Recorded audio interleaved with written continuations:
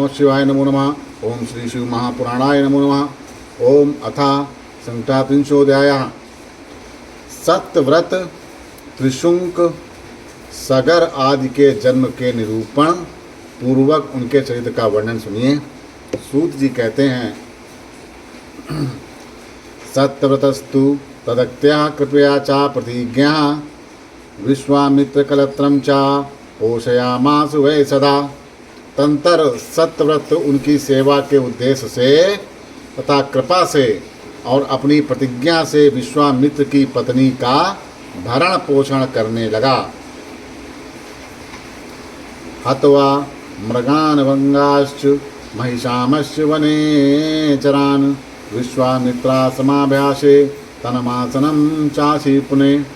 हे मुने, वह मृग वारह महिष तथा अन्य वनेचर जंतुओं का वध कर उनका मांस नित्य विश्वामित्र के आश्रम के समीप रख देता था।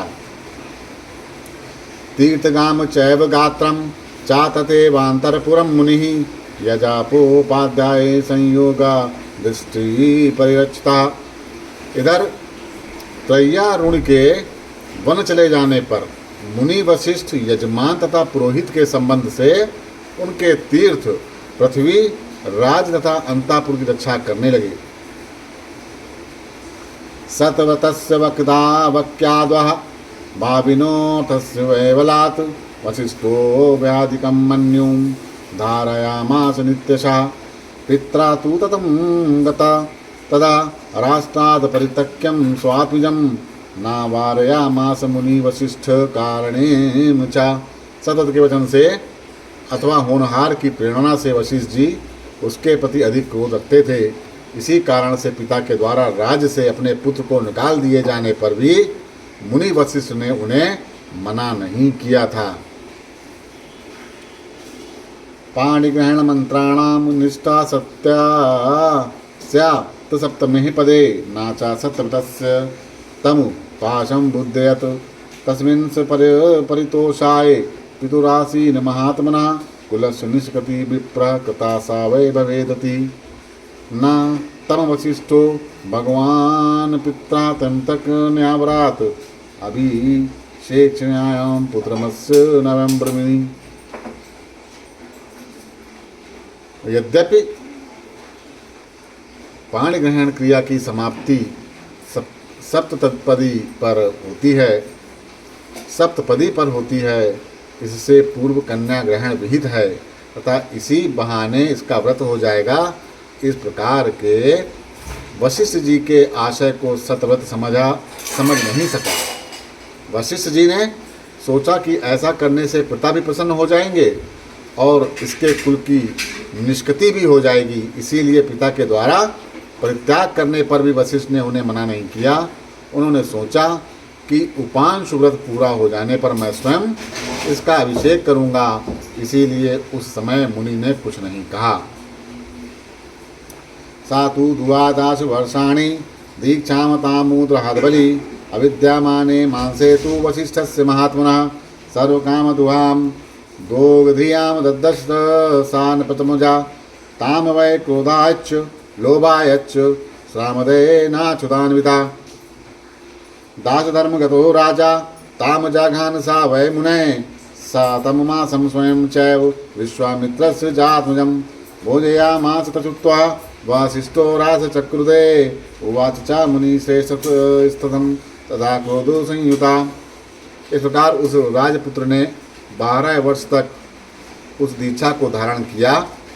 किसी समय कहीं भी मांस न मिलने पर उस राजकुमार ने महात्मा वशिष्ठ की गौ को देखा, जो सभी प्रकार की कामनाओं को पूर्ण करने वाली थी। हे मुने, क्रोध लोभ व मोह के कारण चांडाल धर्म को प्राप्त हुए क्षुधा से पीड़ित उस राजा ने उस गाय को मार दिया और उसने उसके मांस को स्वयं खाया और विश्वामित्र के पुत्र को भी खिला दिया। तब यह सुनकर मुनि श्रेष्ठ वशिष्ठ उस पर बहुत कुपित हुए और क्रोधित होकर उससे कहते हैं। तब वशिष्ठ जी बोले,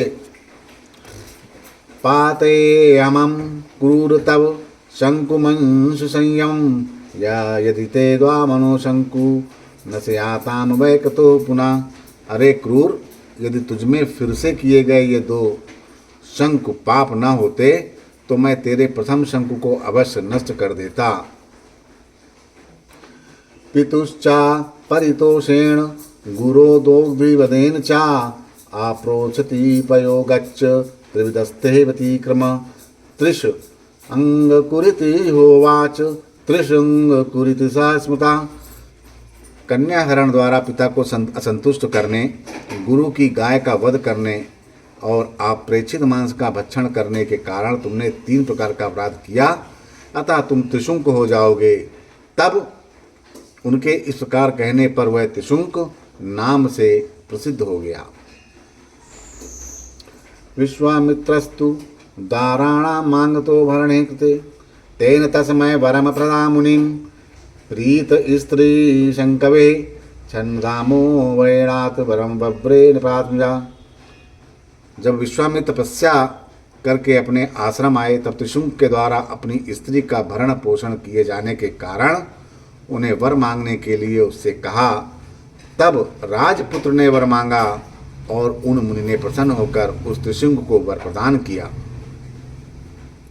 अनावृष्टि भये तस्मिन् जाते 12 वर्षिके आभिष्ट पितु राज्ये याजयामास तं मुनि मिषताम देवतानां चा वसिष्ठस्य चा कौशिका सा शरीरम तदाम तु तम तु दिवा दिव मारो हात्म प्रभु। 12 वर्ष की इस अनावृष्टि का भय दूर हो जाने पर मुनि ने उसे पिता के राज पर अभिषिक्त करके उससे यज्ञ कराया और इसके बाद प्रभु विश्वामित्र ने वशिष्ठ एवं सभी देवताओं को देखते देखते उससे सशरीर स्वर्ग भेज दिया। तस्य सत्रथा नाम भार्या केकय वंशजा कुमारम जनयामास हरिश्चंद्रम कलमशम सा वै राजा हरिश्चंद्रो त्रयशंकवैत स्मृता आहर्ता राजसूयस्य सम्रीति न विसुति। केकय वंश में उत्पन्न उसकी सत्रथा नामक भार्या ने हरिश्चंद्र नामक निष्पाप पुत्र को उत्पन्न किया। वे ही राजा हरिश्चंद्र त्रिशंकु के पुत्र होने से त्रयशंकव भी कहे गए। ये राजसी युग के कर्ता और चक्रवर्ती राजा के रूप में प्रसिद्ध हुए। हरिश्चंद्रस्य ही सुतो रोहितो नाम विश्रुता रोहितस्य वृकः पुत्रो वृकाद बहुस्ततु जज्ञवान। हरिश्चंद्र का पुत्र रोहित नाम से प्रसिद्ध हुआ। रोहित का पुत्र वृक था और वृक से बाहु उत्पन्न हुआ। हैडेयास्तालज जंगाश्च निरसन्ति इसमं तमनपम नातार्थ धार्मिको विप्रः सा ही धर्मयुगे भवत। सगरम सा सुतम बहुजज्ञे सह गरेण वै औवर्स्याश्रमम् आसाद भार्गवेणां विदक्षिता। हे विप्रो, उस धर्मयुग में वह राजा समयग रीति से धर्म का पालन नहीं करता था, जिसके कारण है और तालजंग राजाओं ने उसे धर्महीन जानकर राज्य से हटा दिया। तत्पश्चात औवर के न आश्रम में आकर के भार्गव के द्वारा रक्षित उस बाहु ने गर सहित सगर नामक पुत्र को उत्पन्न किया। आग्नेयमस्त्रं लब्ध्वा च भार्गवात् सगरो नृपा जिगाय पृथ्वी महत्वा ताल जंगघांसं है हनान। शकां बहुद काश्चैव पारदान संगणखशान सुधर्म स्थपयामास सास विरसते चितम। राजा सगर ने भार्गव से आग्नेयास्त्र पाकर है वंशी तालजंगों, शंकों, बहुदुकों, पारदों एवं गणों सहित खसों को मारकर पृथ्वी को जीत लिया एवं उत्तम धर्म की स्थापना की तथा धर्मपूर्वक पृथ्वी पर शासन किया। तब शौनक जी कहते हैं, सा वै गरेण सहिता कथम जातस्तु क्षत्रियात् जित्वा नेदता छव विस्तरेण ही सूतज। हे सूत जी, वे सगर क्षत्रिय बाहु से किस प्रकार गर के सहित उत्पन्न हुए और उन्होंने किस प्रकार सभी को जीता, इसे विस्तार पूर्वक कहिए। तब सूत जी कहते हैं, परीक्षितेन संप्रष्टो वैशंपायन एवचा यदा चष्ट समतदच्छे सुनु शैवकम ना मुने। हे मुने, परीक्षित पुत्र जनमेजय के पूछने पर वैशंपायन ने जो कहा उसी को मैं कह रहा हूँ, आप एकाग्रचित्त होकर सुनें। परीक्षित के पुत्र कहते हैं, परीक्षित के पुत्र जनमेजय बोले, कथम सा सगरो राजा गरेण सहितो मुने जाता सा जगनिवांद भूपान दाख्यान महू महर्षि। हे मुने, वे राजा सगर किस प्रकार गर सहित उत्पन्न हुए और उन्होंने उन राजाओं का वध कैसे किया, आप इसे बताने की कृपा करें। तब वैशंपायन बोले, वैशंपायन क्या कहते हैं, बाहोवर सनिस्तात हतम राजम भूतिकल है स्ताल जगेयश्च शके साध विषाम पते। हे तात, हे विषाम पते, व्यसनग्रस्त बाहु का सारा राज शकों के साथ है वंशी ताल जंगों ने छीन लिया। यवनः पारदाश्चैव कंबोजा पावा पाहवा स्थिता बहुधा काशु पंचेव गणा प्रोतायश्च रक्षसाम। एते पंचगणा राजन हैहायार्थेषु रक्षसाम कृत्वा पराक्रमान बाहो राज्यम ते ब्यो दुर्बलात्। यमन, पारद, काम्बोज, पाहव और बहुदक राक्षसों के ये 5 गण कहे गए। हे राजन, राक्षसों के इन 5 गणों ने हैहयों के लिए पराक्रम करके बलपूर्वक बाहु का राज उन्हें दे दिया। हत राजस्ततो राजा सावै बाहुर्वनयम ययो पत्न्या चानुगतो दुखी सा वै प्राणान वा सृजता। पत्निया यादवी तस्य सागर्भा पृष्ठतो गता सा पत्न्या चाग्रतस्य दत्ता पूर्वसुते ऋषिया। नष्ट राज्य वाला वह राजा बाहु दुखित होकर अपनी पत्नी के साथ वन चला गया और उसने प्राण त्याग दिए। उसकी जो यादवी नामक पत्नी थी जो साथ में गई थी, वह गर्भिणी अवस्था में थी और उसकी सौत ने पुत्र के ईर्ष्यावश उसे विष दे दिया। सातु बतुरशिष्टाम कृत्वा ज्वलनम चावरोत और वस्ताम भागारवो राज न करुणा संवरात। तस्याश्रमे स्थिता राज्ञी गर्भरक्षण हेतवे शीशवे मुनिवर्तम समरंती शंकरम हृता। हे राजन, वह पद की चिता बनाकर अग्नि में प्रवेश करने लगी। तब भार्गव और ने दया पूर्वक उसे सती होने से रोक दिया। उसके अंतर अपने गर्भ की रक्षा के लिए वह उन्हीं के आश्रम में निवास करने लगी और मन में शंकर का ध्यान करती हुई उन महामुनि की सेवा करने लगी। एकदा खलु तदा गर्भो गरणेव सच्युता सा मुहूर्ते संलग्ने चा पंचो अंशग्रहण संयुक्ते। किसी समय 5 उच्च ग्रहों से युक्त शुभ मुहूर्त तथा शुभ लगन में उसका गर्भ विष के साथ उत्पन्न हुआ। तस्मिन् लग्ने चाबा बलिनी सर्वथा मुनि सत्तमम व्याजात महाबाहु सगरो नाम पार्थिवा। हे मुनिश्रेष्ठ, उस सर्वथा बलवान लगन में महाबाहु राजा सगर ने जन्म लिया। समझो। अवरस्तु जात कर्मादि तस्य कृत्वा महात्मनः अद्यापाये वेद शस्त्राणि ततो स्त्रियं प्राप्त पदा। आग्नेयमतां महाभागो हामरैरपि दुषयं जग्राहा विदना प्रीत्या साग्रो रासो नपोतमम्। औवर ने उस महात्मा के जात कर्म आदि संस्कार करके बाद में वेद शास्त्रों को पढ़ाकर उसे अस्त्र विद्या सिखाई। उन नप्र श्रेष्ठ महाभाग सगर ने विधि पूर्वक प्रसन्नता से देवताओं के लिए भी दुसह उस अग्नेय अस्त्र की शिक्षा ग्रहण करी। सा तेनायस्त्र बलनेव बलेन च संविता हैयाजनु जगानाशु संक्रुद्धो इस्तबलेन च आजहार च लोकेषु कीर्ति कीर्तमताम वरा धर्म संस्थापयामास सागरो रासो महीतले।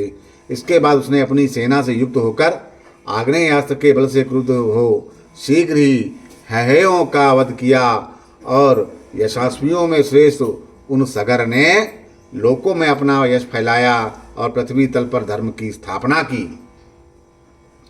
तथा शका सैवनः काम्बोजः पाहवा स्थितः हन्यामानस्तथा ते तु वसिष्ठं शरणं ययु। वसिष्ठो वञ्चानां कृत्वा समयेन महादुति सगरं वारयामासु तेषां दत्त्वा भयमनपम्। तब उनके द्वारा मारे जाते हुए शक, यवन, काम्बोज तथा पाहाव नरेश भयभीत हो वशिष्ठ की शरण में गए। महातेजस्वी वशिष्ठ ने नैतिक छल करके कुछ शर्तों के द्वारा उन्हें अभय प्रदान राजा सगर को उनका वध करने से रोक दिया। सगरः स्वाम प्रतिज्ञां तु गुरुवाक्यम निशम्य च धर्म जगान तेषाम वै केशान यत्तम चकारः। सगर ने अपनी प्रतिज्ञा और गुरु के वाक्यों को ध्यान में रखकर उनके धर्म नष्ट कर दिए और उनके केशों को विरूप कर दिया। अर्धशकनाम शिशो मुंडम कृत्वा विसर्जिता यावनाम शिरा सर्व कंबोजानाम तथैव च। उन्होंने शकों का आधा सिर और यवनों तथा कंबोजों का सारा सिर मुंडवाकर उन्हें छोड़ दिया। पारदा मुंड केशाश्च पाहवा शमश्रु धारिणा निस्वादाय वस्तुकारा कृता स्तेन महात्मना। उन महात्मा ने पारदों का केश मुड़वा दिया तथा पाहवाओं को दाढ़ी मूछ धारण करा दिया। समझ रही हो? और उन्हें स्वाध्याय एवं वशटकार से रहित कर दिया।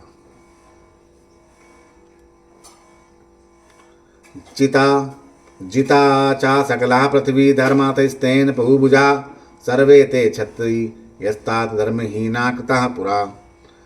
सः धर्म विजयी राजा विजेत वेमां वसुंधराम अश्व संस्काराम यामास वजी मेधाय पार्थिवा। हे तात, पूर्व काल में उस राजा ने संपूर्ण पृथ्वी को धर्म पूर्वक जीत लिया और उन सभी क्षत्रियों को धर्महीन बना दिया। इस प्रकार उस धर्म विजयी राजा ने उस पृथ्वी को जीतकर अश्वमेध यज्ञ करने के लिए एक घोड़े का संस्कार कराया। तस्चार याता शोषावः समुद्रे पूर्व दक्षिणे गता षष्टि सहस्रस्तु तत् पुत्रो रंबितो मुने देवराजेन शक्रेण शोशशवो ही स्वार्थ साधिना वेला समीपे पातो भूमि चैव प्रवेशिता। हे मुने, अश्व को छोड़ दिए जाने पर वो पूर्व दक्षिण समुद्र के तट पर पहुंच गया। राजा सगर के 60,000 पुत्र उसके पीछे चल रहे थे। अपना स्वार्थ सिद्ध करने वाले देवराज इंद्र ने समुद्र के तट से उस घोड़े को चुरा लिया और उसे भूमतल में रख दिया। महाराजो याथ सगरतस्त या वेषणाय च सा तम देशेम तदा पुत्रै खानयामास सर्वता। तब महाराजा सगर ने उस घोड़े को खोजने के लिए अपने पुत्रों से उस देश को भी सभी ओर से खुदवा डाला। आशय दुस्ते ततस्तत्र खान्यामाने महाणवे तामादि पुरुषम देवम कपिलम विश्वरूपाण्यम। तंतर उन सब ने उस खोदे जाते हुए महासागर में विश्वरूपी आदि पुरुष उन प्रभु महर्षि कपिल को प्राप्त किया। तस्य चक्षु समुत्थेन वाहिना प्रतिबुद्धता दग्धा षष्टि सहस्राणि चत्वारस्तु विशेषिता हर्षकेतु सुकेतुश्च तथा धर्मरथोपरा शूरा पंचजनश्चैव तस्वश वंशकरा नृपा। उनके जागते ही उनके नेत्र से निकली हुई अग्नि के द्वारा सगर के 60,000 पुत्र जल गए और केवल 4,000 ही शेष रहे। हर्षकेतु, सुकेतु, धर्मरथ और पराक्रमी पंचजन, ये ही उनके वंश को चलाने वाले राजा बचे थे। प्रदाच्युत समय भगवान हरि पंचवरान स्वयं वंशम मेधाम चा कीर्ति चा समुद्रम तनम धनम सागरतम चालेबे सा कर्मणा तस्य तेन वै तम चश्वामेधिकम शिवम समुद्र दुपलम बद्धवान। आज हाराश्वमेधाम शतम सातु महायशः ईजो शंभ विभूतिश्च देवता स्तत सुरवता। भगवान कपिल ने प्रसन्न होकर उन्हें स्वयं वंश विद्या कीर्ति पुत्र के रूप में समुद्र और धन ये 5 वर दिए। अपने इस कर्म से समुद्र ने सागरत्व अर्थात सागर का पुत्र तो प्राप्त किया और उन्होंने उस अश्वमेधाधिक घोड़े को भी समुद्र से प्राप्त किया। उन महर्षि ने 100 अश्वमेध यज्ञ संपन्न किए और शिव की विभूतियों तथा सच्चरित्र देवताओं का पूजन किया। इति श्री शिव महापुराणे पंचयामास मांग संहितायां सत्रवतादि सगर पर्यंत वंश वर्णन नाम 300 इस प्रकार श्री शिव महापुराण के अंतर्गत 5वीं उमा संहिता में सत्यव्रतादि सगर पर्यंत वंश वर्णन नाम का 48वां अध्याय पूर्ण हुआ। बोलो श्री शंकर भगवान की जय।